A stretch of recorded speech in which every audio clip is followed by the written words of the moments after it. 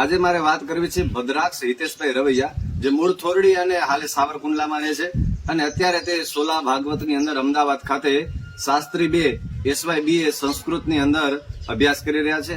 મિત્રો, એમને શ્રીમદ ભગવત ગીતાજીના 700 શ્લોક કડકડાટ કંઠસ્થ કર્યા છે અને એના માટેથી એમને ગીતા ભૂષણ નામનો સરકારી એવોર્ડ મળ્યો છે.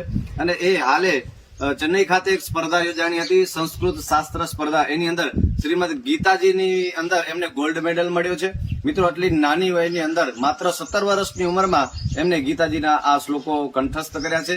ખૂબ જ 3-4 વર્ષની મહેનત એમની રહેલી છે અને એમની 10-11 વર્ષની વયમાં આજથી 7 વર્ષ પહેલા એમના માતૃશ્રીનું નિધન થયું. આવી કઠિન પરિસ્થિતિની અંદર પણ પોતાની હિંમત હાર્યા નહીં અને શાસ્ત્ર પ્રત્યે નિષ્ઠાપૂર્વક એમને સેવા કરી. આવી જ રીતના તે શાસ્ત્રોની સેવા કરતા રહે અને સંપૂર્ણ બ્રહ્મ સમાજ, સંપૂર્ણ ગુજરાતનું નહીં પણ ભારતનું પણ નામ રોશન કરતા રહે એવી પરમાત્માને પ્રાર્થના.